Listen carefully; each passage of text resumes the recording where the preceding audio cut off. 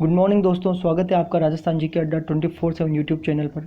हम भाग 1 के अंदर कोऑपरेटिव सोसाइटी एक्ट 2021 MCQs का भाग 1 कर चुके हैं और अब हम कर रहे हैं पार्ट 2।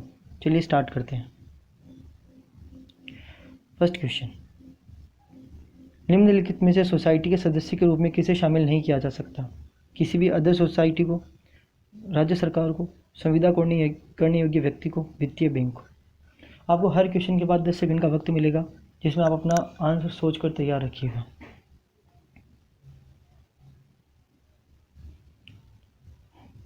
तो दोस्तों आपने इसका आंसर सोच लिया होगा। इसका करेक्ट आंसर होगा आपके वित्तीय बैंक। वित्तीय बैंक को सोसाइटी के सदस्य के रूप में शामिल नहीं किया जा सकता। बाकी आप इन तीनों को सोसाइटी के सदस्य के रूप में शामिल कर सकते हैं। ठीक है, नेक्स्ट क्वेश्चन पे चलते हैं। महाविद्यालय के छात्रों के लिए बनाई गई सोसाइटी के सदस्य हो सकते हैं तो बालिग, नाबालिग, दोनों, कोई नहीं। इंपॉर्टेंट बात है, ध्यान रखिएगा, यहाँ बात महाविद्यालय की हो रही है। 10 सेकंड का वक्त है आपके पास।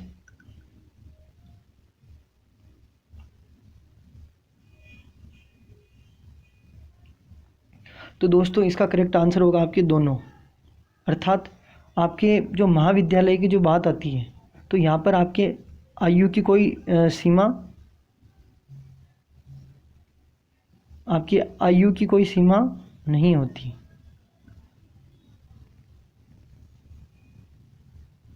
ठीक है, तो आयु की कोई सीमा नहीं होती है आपकी बालिग और नाबालिग दोनों ही सोसाइटी के सदस्य हो सकते हैं महाविद्यालय की। ठीक है, चलिए नेक्स्ट क्वेश्चन पे चलते हैं। किसी सहकारी सोसाइटी के सदस्य रूप में शामिल होने के लिए आवेदन करना होगा रजिस्ट्रार को, समिति को, कलेक्टर को, प्राधिकरण अधिकारी को। देखिए, सोसाइटी के सदस्य के रूप में शामिल होने के लिए जो अपन ने भाग 1 में किया था उसमें सहकारी सोसाइटी को पंजीकृत करने के लिए, ठीक है, दोनों में अंतर है। यहाँ पे सदस्य को शामिल करना है तो इसका आंसर क्या होगा, जल्दी से आप कमेंट कर दीजिए। तो दोस्तों इसका करेक्ट आंसर होगा आपके समिति को। ठीक है दोस्तों, बड़ी मेहनत से मैंने आपके लिए ये वीडियोस प्रिपेयर किए हैं तो आप चैनल को सब्सक्राइब करना ना भूलें। ठीक है, लाइक करें वीडियो को और मैक्सिमम लोगों के साथ इस वीडियो को शेयर करें ताकि जो ये अपना कोऑपरेटिव रिक्रूटमेंट बोर्ड का जो एग्ज़ाम है अपकमिंग, इसकी प्रिपरेशन में सभी लोगों को हेल्प मिल सके। तो प्लीज़ आप इस वीडियो को लाइक करें और सभी दोस्तों के साथ शेयर करें। तो चलते हैं नेक्स्ट क्वेश्चन पर। फोर्थ, यदि सहकारी सोसाइटी के द्वारा आवेदन नामंजूर या मंजूर किया जाता है तो कितने दिनों के भीतर सूचना दी जाती है? यानी सहकारी सोसाइटी किसी भी आवेदन को मंजूर करती है या नामंजूर करती है तो अगले को इन्फॉर्मेशन कितने दिनों में मिल जानी चाहिए? मैक्सिमम है ये लिमिट। ठीक है, तो इसका आपके करेक्ट आंसर होगा दोस्तों, बताइए आप। 30 दिन, 45 दिन, 15 दिन, 60 दिन। फटाफट से आप आंसर कर दीजिए इसका दोस्त। तो दोस्तों आपने इसका आंसर कर दिया होगा और इसका करेक्ट आंसर होगा आपके 30 दिन। क्या होगा दोस्तों? 30 दिन, यानी 30 दिन के भीतर आपको सूचना सहकारी सोसाइटी के द्वारा मिल जाएगी। सदस्य के रूप में शामिल होने के लिए किए आवेदन के नामंजूर होने पर, ठीक है, अब आपने किसको की थी? सबसे पहले समिति को। ठीक है, अब समिति ने मान लीजिए आपकी नामंजूर कर दी तो अब आप किसको करेंगे? ठीक है, तो इसके लिए अब आप जाएंगे रजिस्ट्रार के पास। किसके पास जाएंगे? रजिस्ट्रार के पास। रजिस्ट्रार आपकी जो प्रॉब्लम है उसको सॉल्व करेगा और अगर आप वैलिड डॉक्यूमेंट्स होंगे तो वो आपकी सदस्यता को मंजूर कर देगा, नहीं होगा तो समिति की ही बात को आगे रखेगा। सोसाइटी के सदस्य की सदस्यता समाप्त हो जाती है त्यागपत्र देने में स्वीकार होने पर, मृत्यु पर, निष्कासन पर, उपयुक्त सभी। फटाफट से आंसर दीजिए दोस्तों।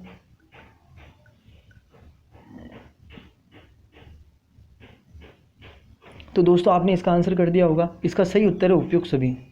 चाहे व्यक्ति त्यागपत्र दे, ठीक है, उसकी मृत्यु हो जाए, चाहे उसे निकाल दिया जाए, सैक्ड कर दिया जाए, इन तीनों ही कंडीशन में सोसाइटी के सदस्य की जो सदस्यता होगी वो समाप्त हो जाएगी। चलते हैं अगले सवाल पर। किसी सदस्य द्वारा लगातार कितने वर्षों तक बिना किसी उचित कारण के साधारण निकाय की बैठक में अनुपस्थित रहने पर विशेष संकल्प द्वारा हटाया जा सकता है? यानी देखिए, साधारण निकाय की जो बैठक होती है ठीक है, और कोई आदमी लगातार कंटिन्यूसली उसके अंदर एब्सेंट है, तो कितना टाइम पीरियड उसको मिलेगा कि भाई अगर इस टाइम पीरियड के बाद तक भी अगर वो एब्सेंट रहता है तो उसकी सदस्यता समाप्त कर दी जाएगी। आंसर दीजिए दोस्तों, 2 वर्ष होगा, 3 वर्ष, 5 वर्ष, कोई नहीं, यानी कभी नहीं।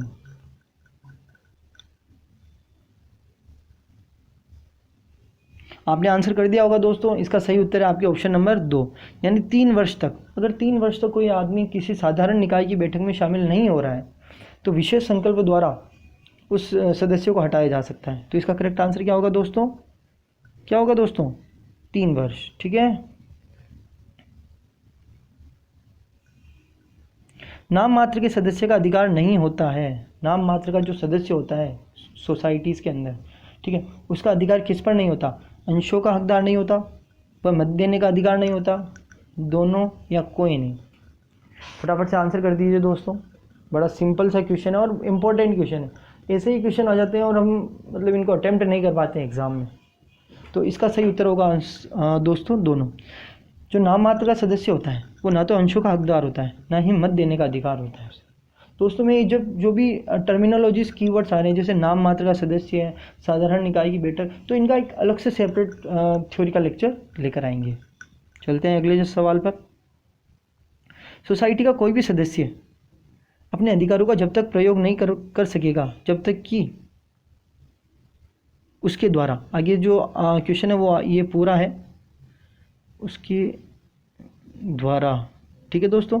तो सोसाइटी का कोई भी सदस्य अपने अधिकारों का कब तक प्रयोग नहीं कर पाएगा, जब तक कि वह सोसाइटी की सदस्यता के संबंध में भुगतान न कर दे, उपविधियों में वर्णित सोसाइटी में ऐसा हित अर्जित न कर लिया हो, दोनों, कोई नहीं।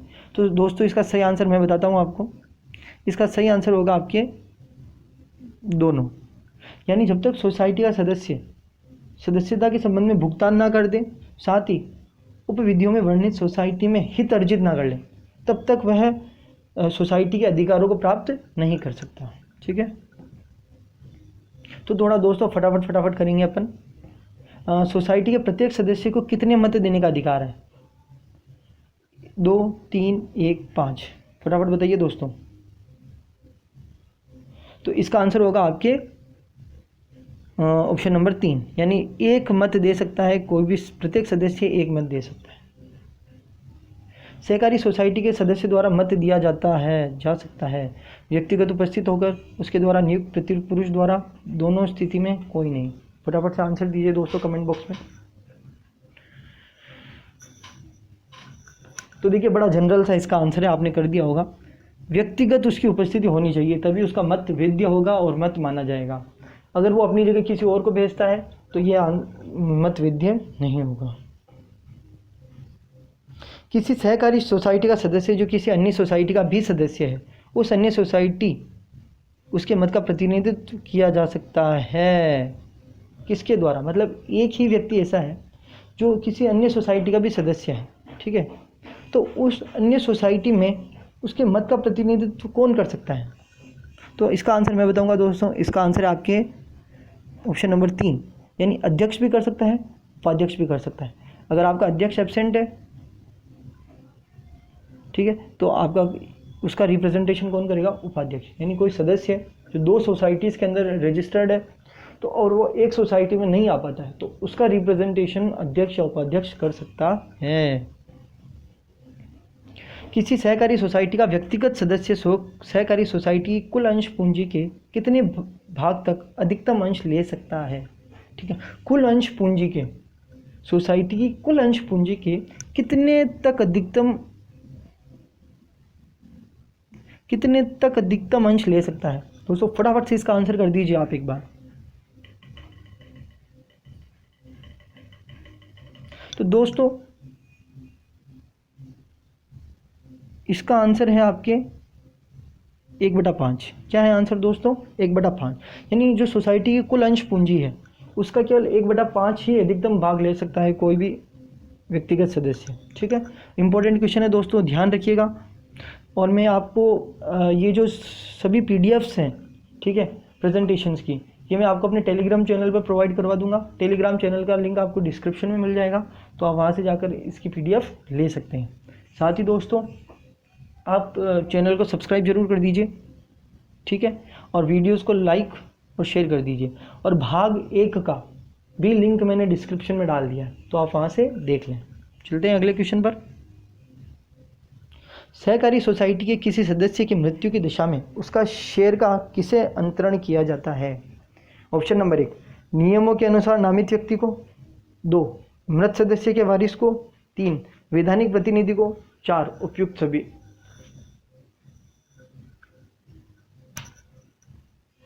तो इसका आंसर आपने कर दिया होगा दोस्तों। इसका आंसर होगा आपके उपयुक्त सभी। सबसे पहले तो जो नॉमिनी रजिस्टर्ड होता है, पैसा उसको मिल सकता है, लेकिन मान लीजिए किसी का नॉमिनी नहीं है तो मृत्यु सदस्य के वारिस को। वारिस भी नहीं है तो उसका जो लीगल होल्डर होगा उससे मिल सकता है। तो इसका आपका करेक्ट आंसर हो जाएगा 4th। किसी सहकारी सोसाइटी के भूतपूर्व सदस्य का या मृत सदस्य की संपदा का दायित्व कितने वर्ष तक बना रहता है? तो दोस्तों फटाफट से इसका आंसर कर दीजिए आप।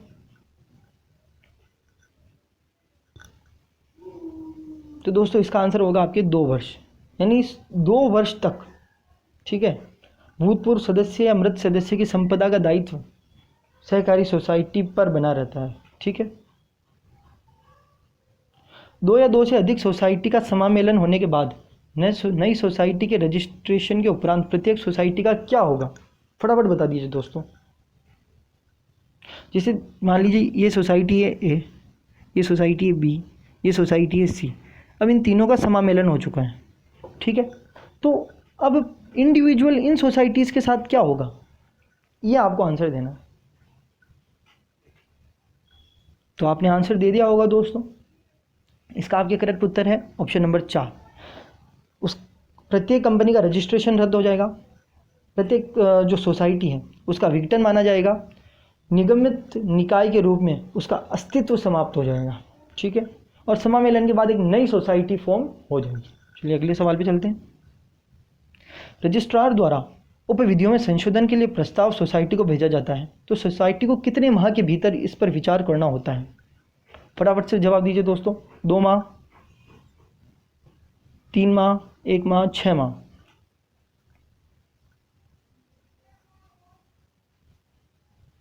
दोस्तों आपने इसका आंसर कर दिया होगा। इसका करेक्ट आंसर है आपके 2 माह। क्या आंसर है दोस्तों? 2 माह। 2 माह के भीतर सोसाइटी को रजिस्ट्रार द्वारा उपविधियों में संशोधन के लिए प्रस्तावित उस पर विचार करना होता है, ठीक है। रजिस्ट्रार द्वारा लोकहित में किसी सोसाइटी के समामेलन, विभाजन या पुनर्गठन के प्रस्ताव पर सोसाइटी निश्चित अवधि के भीतर कोई निर्णय नहीं लेती है तो उसे माना जाता है स्वीकृत, अस्वीकृत, वापस प्रस्ताव भेजा जाता है, कोई नहीं। मतलब आप क्वेश्चन को एक बार वापस ढंग से पढ़िए दोस्तों और फिर इसका जवाब दीजिए। दोस्तों मैं आपको बताता चलता हूँ, आप प्लीज़ चैनल को सब्सक्राइब कर दीजिए, ठीक है, क्योंकि आने वाले जो पार्ट्स हैं कोऑपरेटिव एक्ट का अभी 2 से 3 पार्ट और आने बाकी है। उसके बाद अपन कोऑपरेटिव एक्ट 2003 के भी लगभग 200 इंपॉर्टेंट क्वेश्चंस करेंगे। तो आप चैनल को सब्सक्राइब कीजिए और बेल आइकन दबाइए। आपको पता होगा बेल आइकन क्या होती है, ये ऐसी बेल आइकन होती है, उसको दबाइए ताकि जब भी मेरी नई वीडियो आए तो आपको नोटिफिकेशन ज़रूर मिले। और सब्सक्राइब तो करना ही है और कमेंट करके ज़रूर बताइएगा आपको वीडियोस कैसे लग रहे हैं। तो चलिए इसका आंसर आपने कर दिया होगा। यदि रजिस्ट्रार निश्चित अवधि के भीतर कोई निर्णय नहीं लेता है तो उसे ऑटोमेटिकली स्वीकृत माना जाता है। क्या माना जाता है दोस्तों? उसे स्वीकृत माना जाता है, ठीक है। सहकारिता किस सूची का विषय है? देखिए आपको पता होगा अपने कॉन्स्टिट्यूशन में 3 टाइप की जो लिस्ट है, सूची है, ठीक है।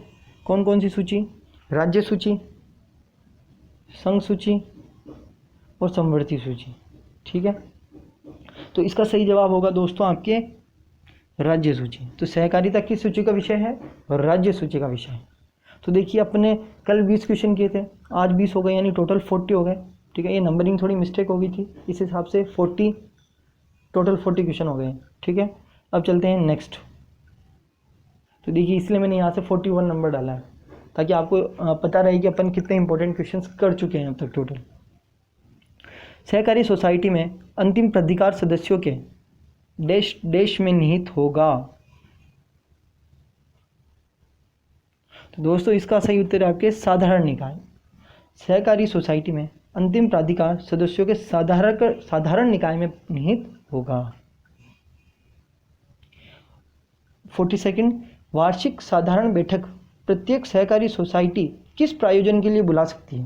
देखिए, एनुअल एक जनरल मीटिंग होती है प्रत्येक सहकारी सोसाइटी के अंदर, ठीक है। तो उसका बेसिकली प्रायोजन किसके लिए हो रहा है? ठीक है, ऑप्शन ए, आगामी वर्ष के कार्यों का अनुमोदन क्या होगा, परीक्षा रिपोर्ट पर विचार, शुद्ध लाभों का व्यय, उपयोग से। देखिए, परीक्षा रिपोर्ट से यहाँ तात्पर्य ऑडिट से है, ठीक है दोस्तों। तो फटाफट से इसका आंसर कर दीजिए आप। तो इसका आंसर है आपके दोस्तों 42 का डी, ठीक है। यानी जब भी कोई एनुअल जनरल मीटिंग होती है, ठीक है, तो उसका बेसिकली यही मोटो होता है कि आगामी वर्ष के कार्य क्या होने चाहिए, हमारी ऑडिट क्या रही है, हमारा जो नेट प्रॉफिट है वो क्या है, ठीक है।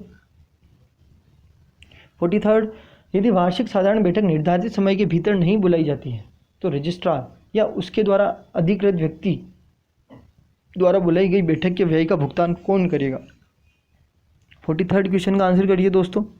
ये थोड़ा सा आपको क्वेश्चन नहीं दिखेगा, उसके लिए मैं माफ़ी चाहता हूँ। इसका करेक्ट आंसर है दोस्तों आपके डी, बी व सी दोनों। आप वापस से देख लीजिए क्वेश्चन को और उसके आंसर को, यानी सोसाइटी की निधि से और ऐसे व्यक्ति जो बैठक बुलाने में विफल रहे हैं, ये इसका आंसर होगा दोस्तों।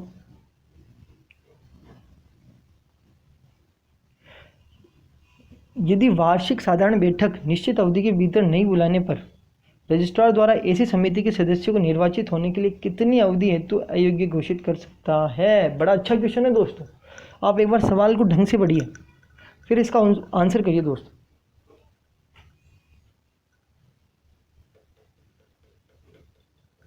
आपने अच्छे से पढ़ा होगा सवाल को और इसका आपने आंसर भी कर दिया होगा। तो इसका करेक्ट आंसर है आपके 5 वर्ष, ठीक है।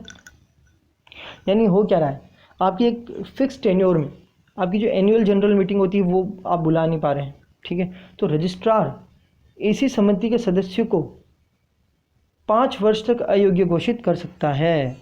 5 वर्ष तक, यानी वो कैंडिडेट रिस्पॉन्सिबल होगा अगर वो एनुअल जनरल मीटिंग नहीं बुला रहा है तो, ठीक है। तो आप, बड़ा अच्छा क्वेश्चन है, इसको ध्यान में रखिएगा, स्क्रीनशॉट जरूर ले लीजिएगा। जैसे मैं आपके PDF भी टेलीग्राम चैनल पर डाल दूंगा। टेलीग्राम चैनल का नाम भी आपको यही मिलेगा, राजस्थान GK अड्डा 24/7 से, ठीक है। नेक्स्ट क्वेश्चन पे चलते हैं। सोसाइटी के सदस्यों की कुल संख्या के कितने भाग में लिखित अध्यपेक्षा प्राप्त होने के पश्चात समिति विशेष साधारण बैठक 1 माह के भीतर बुलाएगी? यानी कुछ सदस्य हस्ताक्षर करके कहेंगे कि भाई आप एनुअल जनरल मीटिंग बुलाइए, तो कितने लोगों का मिनिमम साइन होना चाहिए सोसाइटी के कुल सदस्यों में से? 2/5, 1/3, 1/4, 1/5। फटाफट से आंसर करिए दोस्तों। कमेंट बॉक्स में कमेंट करके ज़रूर बताइएगा कैसे लग रहे हैं आपको ये वीडियोस, ताकि दोस्तों थोड़ा मोटिवेशन मिलता है इनसे, ठीक है। इसका आपका करेक्ट आंसर होगा ए, ठीक है।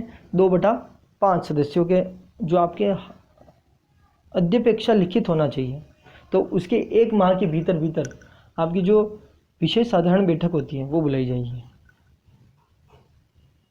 प्रत्येक सोसाइटी की समिति में कितने निर्वाचित सदस्य होंगे? बहुत इंपॉर्टेंट क्वेश्चन है, ठीक है। प्रत्येक सोसाइटी की समिति में कितने निर्वाचित सदस्य होंगे? 7, 9, 10, 11।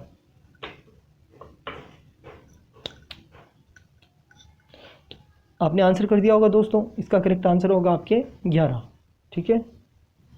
11 सदस्य जो होते हैं वो सोसाइटी के अंदर निर्वाचित सदस्य होंगे।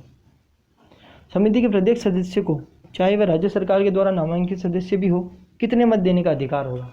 ये क्वेश्चन हम पहले भी डिस्कस कर चुके हैं, लेकिन इसके अंदर जो नई लाइन जुड़ी है वो है राज्य सरकार के द्वारा नामांकित सदस्य। फिर भी इसका आंसर क्या होगा दोस्तों? 1। यानी किसी के भी वोट की वैल्यू हमेशा 1 ही होगी। रजिस्ट्रीकृत सोसाइटी की दशा में रजिस्ट्रीकृत की तारीख से कितनी अवधि के लिए समिति नियुक्त की जा सकेगी? ठीक है, यानी समिति का टेन्योर कितना होगा? 1 माह, 3 माह, 6 माह, 12 माह।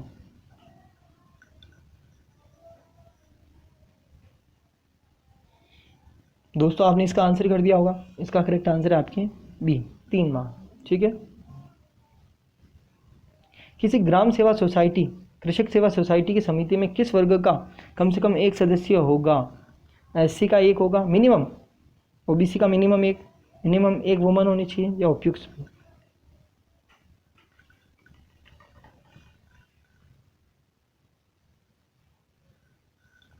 तो इसका करेक्ट आंसर है दोस्तों आपके उपयुक्त सभी, चाहे आपके एससी हो, चाहे एसटी हो, चाहे ओबीसी हो, चाहे वुमन हो। ठीक है। मिनिमम एक सदस्य तो आपका इन चारों में से होना ही चाहिए, यानी 4 लोग तो आपके ये फिक्स हो गए कि एससी, ओबीसी, वुमन और एसटी। ठीक है। तो इसका आंसर हो गया आपके उपयुक्त सभी। कोई व्यक्ति एक ही समय में एक से अधिक शीर्ष सोसाइटी या केंद्रीय सोसाइटी में अध्यक्ष हो सकता है? हाँ, नहीं, विशेष परिस्थिति में, या ऐसा उल्लेख नहीं है हमारे कोऑपरेटिव एक्ट के अंदर। तो गाइस इसका बिल्कुल आपके उल्लेख है, और इसका आपके करेक्ट आंसर होगा बी, नहीं। कोई भी व्यक्ति एक ही समय में एक से अधिक शीर्ष सोसाइटी या केंद्रीय सोसाइटी में अध्यक्ष नहीं हो सकता। सदस्य हो सकता है वो एक से ज़्यादा सोसाइटी का, लेकिन अध्यक्ष बिल्कुल नहीं हो सकता। यदि कोई व्यक्ति किसी शीर्ष सोसाइटी के अध्यक्ष पद पर नियुक्त होता है, जो कि पहले से ही किसी केंद्रीय सोसाइटी के अध्यक्ष पद पर है, तो उसे कितने दिनों के भीतर पूर्वोक्त सोसाइटी से त्यागपत्र देना होगा? ठीक है, फटाफट से दीजिए। 10 दिन के अंदर, 14 दिन के अंदर, 15 दिन के अंदर, 20 दिन के अंदर।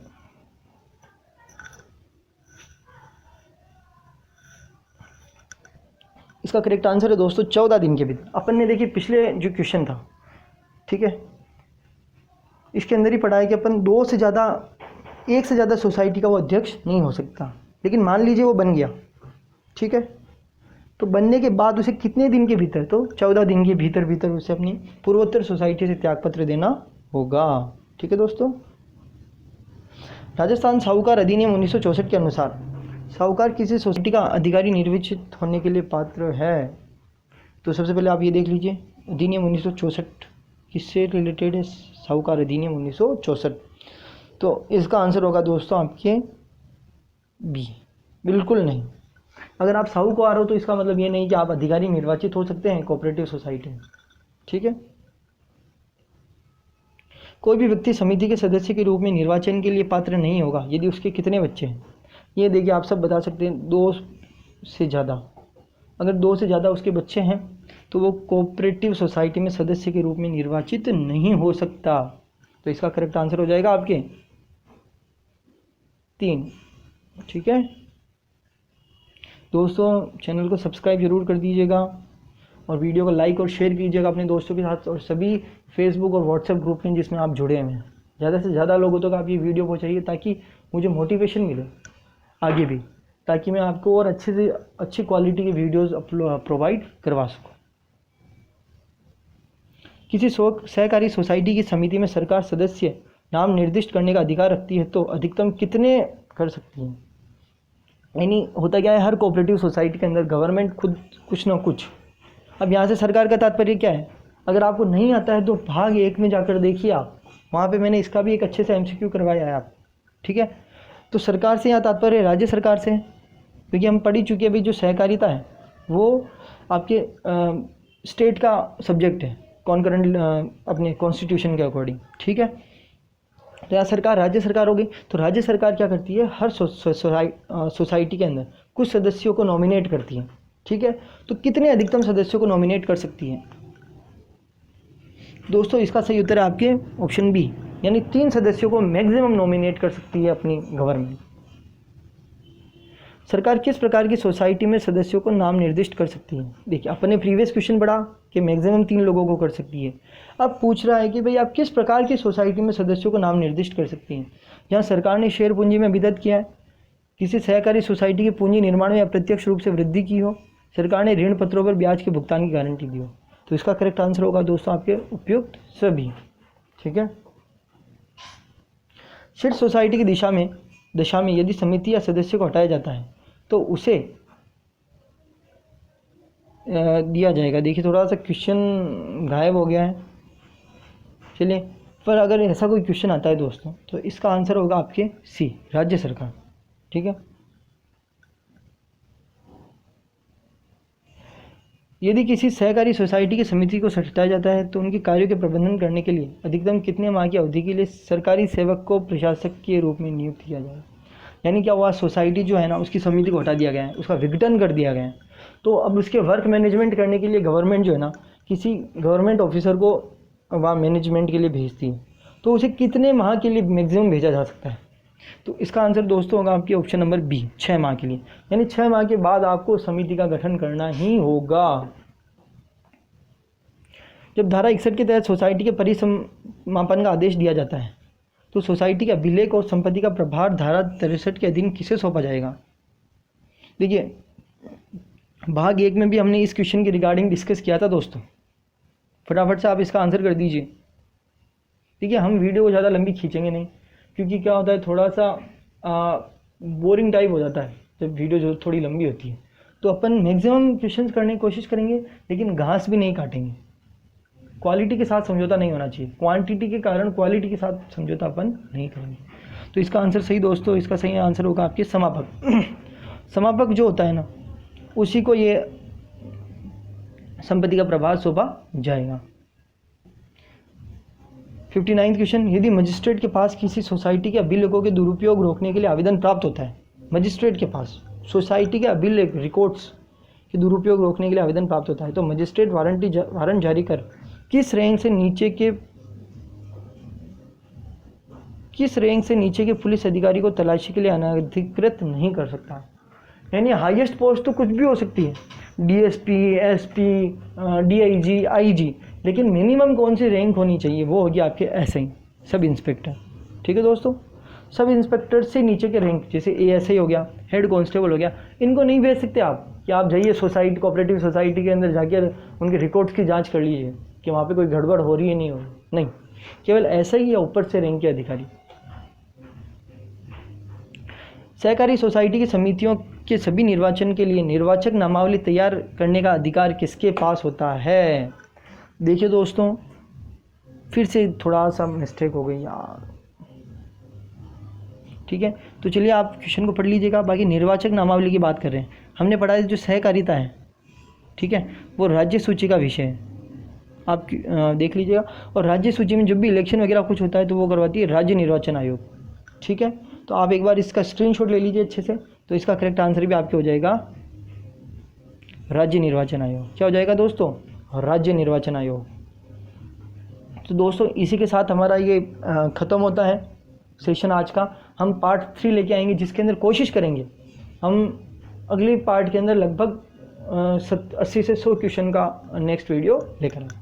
Thank you for watching. Like share जरूर कर दीजिएगा, चैनल को सब्सक्राइब करना ना भूलें, बेल आइकन जरूर दबाएं। और आपको टेलीग्राम का जो आपको चैनल है वो यही है, राजस्थान जीके अड्डा 24/7 नाम से, और आपको इसका लिंक भी मैं डिस्क्रिप्शन में डाल दूँगा। Thank you.